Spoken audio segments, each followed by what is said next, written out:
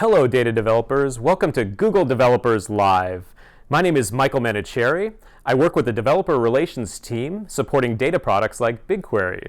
And today I'm joined by Kim Cameron, developer relations person working in Seattle with the BigQuery team. Hi, Kim. How are you? Hello, I'm doing well, Michael. How are you? That's great. I'm doing great. What's the weather like in Seattle? It is rainy, Michael. I know this is a shock, but So cool. It's usually raining in Seattle. Today we're going to be talking about some new BigQuery features. But for those who haven't used it yet, BigQuery is an API that allows you to ask questions, run queries on very large data sets. We're talking things like gigabytes and terabytes. Now, one of the things we've tried to do with Google BigQuery is to simplify the lives of data developers. When you're normally working with very large data sets, you often have to manage your own infrastructure, buy a bunch of equipment, or do data transformations. And with BigQuery, one of the advantages to using it is that the service is hosted on our infrastructure. And by using the SQL-like queries, it allows you to run these queries very easily. So today we're going to talk a little bit about some of the new features that we're launching today. And Kim, do you want to tell us some of the new features that we're going to be talking about? absolutely. So we're going to talk about four features today. First of all, we now have the ability to use the timestamp data type instead of regular Unix timestamps and date strings. You can now add columns to your table schemas. And we have two really important updates to the join and group by operations that Michael's going to talk about first. Yeah, so let's talk about joins. So when you're dealing with a lot of data, very large data sets, what we try to do with BigQuery is allow you to run these queries very quickly on these data sets. Imagine if you're an e-commerce site and you've got millions or thousands of user IDs, and you have another data set full of transactions, purchases, and you want to gain some insight by combining these data sets together. Now, this kind of data process is usually something in the realm of data transformation. You'd use something like Hadoop, MapReduce. You may be using a lot of expensive infrastructure, or even waiting a long time for these things to happen. But relational database people are very used to running joins across different tables or grouping by many different buckets. So with BigQuery, we've tried to make this simpler. We want to extend. We've heard from our developers who have told us they want to extend the simplicity of BigQuery to other use cases. And one of the most common use cases we've heard from is to extend BigQuery's ability to run these queries not just on one large data set, but multiple. In the past, BigQuery has supported what we call small joins, which is a large table joined with a smaller table, say like a lookup table. But today we're announcing a new feature called Big Join, which allows you to actually merge data results from two large data sets. We're also rolling out a new feature we call Big Group Aggregations, which allows you to group by a very large amount of individual common records. For example, grouping results by each of the individual user records. And to do this, we've added a new clause that Kim's going to talk about. So that's actually the keyword each, which you can add to your queries, and that activates these new features. And this isn't to say that you wouldn't want to use the regular group by or the regular join anymore. There are use cases for using one over the other. Yeah, that's right. I mean, like I said before, the original join was really great when you had a large table and a small table. And when you have that actual use case, you should still use join without join each, or group by without group each by. And I'll demonstrate some of these queries in just a second. When you have to use, when you have a lot of different keys, you're going to have to use the join each. And let me demonstrate that right now. So why don't we go to the query window, and Kim and I will demonstrate an example of this query. So here, if you can see our BigQuery web UI, when you sign up for BigQuery, you have access to this web interface to run your own queries. We also have public data sets that you can query. I'm going to show you a public data set here. It's our Google Books Ngrams data set. It has trigrams, which are really just collections of 3 words. And this particular data set we have is 258 gigabytes. And I'm going to run a query that merges data by common key with our Wikipedia revision data set. That data set's about 35 gigabytes. So we're going to do a join query. Now let me run this without join each, and you'll see what I mean. Join is for a large query joining with a smaller table. So let's run this. So it's going to throw an error. It's going to say, this table is too large for a regular join. So now let's use the join each clause, and we'll let this run, and we'll talk about what's happening. So this is adding an additional processing step, which is actually making sure that we can join these two tables by the common key, which is the Wikipedia title and a particular n-gram. I've thrown in a string function here to actually normalize the data. Some of the Wikipedia titles have title case, and some of the n-grams have lowercase. So I'm just running that over all the records that we're joining against. And I'm saying return the top 5. And there we go. That took a merely 27 seconds. It processed all of that data, and it's given us the 5 examples of n-grams that are also popularly revised Wikipedia titles. So now this is just using the public data sets. I think a better example would be what Kim was talking about earlier with some of these e-commerce examples. So Kim, can you tell us a little bit about what you might do in an e-commerce example that would make sense with this? So one example would be, let's say I store user information in one data set, and then I also store order information in another data set. So each of those orders is going to have an associated customer ID. And now what happens if I want to aggregate all of that information about a customer? I'm going to have to join 2 really big data sets, especially if I'm a really big e-commerce site and I have millions of users. And that's going to be a challenge to use with the regular join. Yeah, and I think a lot of people have been using things like MapReduce or some kind of transformation tool to first denormalize this data so they could put it in a tool like BigQuery. But I think this really enables you to do a different use case. It's something that extends that simplistic model to larger tables, and I think it really opens up a lot of new ways to use BigQuery. Mm-hmm. And how about the group by example? Do you have one of those? Yeah, so the group by is actually almost exactly the same. And another example, we could do things like, I don't actually have one queued up, but we could actually do things like run a query where we want to look at every Wikipedia title and say group something by each Wikipedia title. In the past, BigQuery didn't support this type of grouping. The group by had a limit, but now if you use group each by, that kind of query doesn't actually have a limit. You can pipe out sort of any amount of bucketing that you want, as long as it fits within our maximum result set size. Mm-hmm. So you can use them in conjunction as well. So it's really interesting. You can create these kind of joined table results and then run a group by on the resulting table. There's lots of great things you can do with this. Mm-hmm. Really great for mobile game developers and, as you said, e-commerce sites. There's really interesting use cases there. So next, let's talk about timestamp. So in the past, BigQuery has had date and time functions to deal with things like Unix timestamps and also date strings, ways to parse date strings, etc. And this is good. You could technically get that information from Unix timestamps or date strings.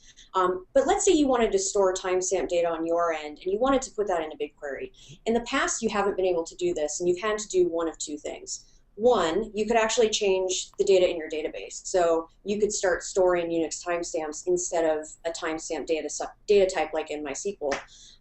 So that's option 1. Option 2 is you could actually transform your data before you load it into BigQuery. And then that's an additional step that you'd have to do every single time. So again, we wanted to listen to you as developers and try to make your lives easier with this. So we've rolled out the addition of a timestamp data type. And what that means is now you can keep your timestamps in your database and you can load them into BigQuery as timestamps. There's a few advantages to doing this. First of all, obviously, you don't have to do that transformation step, which is going to save you time. Additionally, you can specify a time zone when you load your data into BigQuery, so you can preserve that bit of metadata. Additionally, if you ever stored your data as a date string, it's kind of tricky to parse that information out if you wanted to really easily get things like what's the month, what's the year. So by using BigQuery's built-in timestamp functions, you can just say month, and you can get the month of the timestamp. Yeah, I like this use case that supports the idea that you can have different time zones in your timestamps. Maybe you're collecting data from different servers, like one on the East Coast of the United States, one on the West Coast. Mm-hmm, absolutely. And finally, it's a lot more readable. So I don't know about you, but unless you're a math savant like Michael, or like reading Unix timestamps in records is not very readable. So let's say you want to query your data in BigQuery and you want to see the date actually in the result. By keeping it in timestamp format, it's going to be readable. So those are some of the reasons why timestamp we think is going to be helpful, and Michael has an example. Yeah, so if we go back to the BigQuery web UI, I'll show you one of my favorite things about the new timestamp data type that Kim just talked about. One is, you can cast strings to timestamp, and I'll show you an example of that. I'm actually going to run 3 things in one quick query. You can cast to a timestamp data type. You can also time shift, which I think is very cool. You can say, give me the timestamp that is 1 hour or 1 year away from a particular timestamp. So here I'm just going to do that. I picked a random timestamp, and I'm going to show you the string turned into a timestamp. And as you can see here, we list UTC at the bottom. And then I've just selected a date that's 1 hour ahead and a date that's 1 year ahead. Now, Kim, I believe if you wanted to go backwards, you can just add a negative number. So I can rerun this query with the same date, and I'm going to say, give me something 1 hour before and 1 year before, and there we go. The query has just run, and now I can actually do time shift. So I can say things like, give me everything from this date to another date. So within a range, you can do things like that. It's very useful for those kind of applications. And now let's take another look at some real data. We're going to go back to one of our public data sets. It's one of our most popular that was curated by a Googler on the Chrome team, Ilya Grigorik. It's our GitHub commit history data set. Here I'm just going to look at the timestamps there. We have these timestamps in that data set currently as strings. And as Kim said, it's really useful to change the timestamp data type. So we can actually run the hour method, which will pull out the hour of the day that timestamp pertains to. So here I'm going to look at all of the records in GitHub when they were created. Or, I'm sorry, these are events in GitHub when they were created. And we're going to take the timestamp, change it into the timestamp data type, and then pull out the hour. And so what we're doing here is we're trying to find which hour of the day is most popular for GitHub events. And of course, this is in UTC. Look, the queries are here. It looks like 1,300 hours UTC 1416 is about the most popular time for these GitHub events. You'd have to do a little more data analysis to figure out why, but you can use this kind of query to find out things like that on your own data. Mm-hmm. And for any of these functions, you can look at the query reference. There's a new section called date and time functions, and that contains both all of the old Unix timestamp date string functions as well as the new timestamp functions. And we've also added a new column that has an example query that you can run as well as the result. So if you want to remember how to do like the negative numbers or any of these, you can just check out the query reference at any time. Yeah, I like those samples a lot. In fact, the samples I just ran, I literally pulled some of those right from the new documentation. So I'm pretty happy about those. And then let's talk about the column schema example. So let's say you store your data in either data store on App Engine or a NoSQL solution. And you do that probably because you want the flexibility to be able to add data on the fly. So going back to the e-commerce example, let's say you store customer data and you store zip codes, and later on you decide you want to add the 4-digit extension as a new column. You can do that on your end. In the past, that wasn't possible in BigQuery because once you load your data into BigQuery, you're stuck with that table schema. We fixed that today and moving forward by letting you just update your table schema with the new column, and it's just going to work. Mm-hmm. Yeah, so to do this, you could actually just use the BigQuery API's tables update method. And all you have to do is run that method on your table and pass in the new schema with the additional columns added. Records that you've already had there are unaffected. They become null values. And you're able to you have the data in there before that didn't have that schema and extend that schema for the new data coming in. It's pretty great. Another thing we're working on is adding that functionality to the BQ command line tool. This is the command line tool for BigQuery. So we'll have that out soon as well. And we'll definitely keep you updated once that's available. So yeah, I think those are the 4 features we wanted to talk about. One last piece of info for you. We've also been trying to make information in the documentation a lot more accessible, especially for things that are important to you. Like we know the query reference is important to you, and in the past it's been a little bit buried in the docs. So we're rolling out some new doc changes today as well. There is an overall plan. It's going to get a lot better. For now, we've launched a few new nodes in the top-level navigation. One is the loading data into BigQuery node.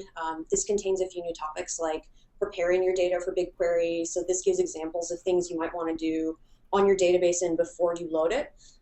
We also have some content on loading from various data stores. We also have a new exporting topic, and then we've moved the query reference up to the top level. It's now called querying data. So you should be able to access that a lot easier. And if you have any feedback at all in the documentation on things you like, things you dislike, things you think are hidden and you'd like them bubbled up, there's a send feedback link on every documentation page, and we do personally read that feedback and we use it to make your experience better. So we we really encourage you to do that. Yeah, and before we go, let's talk about how you can reach us in other ways. If you have developer questions, you can ask them on our official developer support area, which is Stack Overflow. We use the tag Google-BigQuery. So just ask your questions about BigQuery, tag them that way. We have not only us, but other Google engineers read that thread as well, and we'd be happy to talk to you. Also, don't forget to follow us on the Google Cloud Platform Developers Google Plus page. We're always posting there with new features, new things like that, and we'd love to get your feedback there as well. Mm-hmm. So great, so that wraps up our new features. Please send us feedback. Hope you enjoy them. And we'll be back again for another Data Developers GDL. I'm Michael Manicherry. I'm Kim Cameron. All right, thank you very much.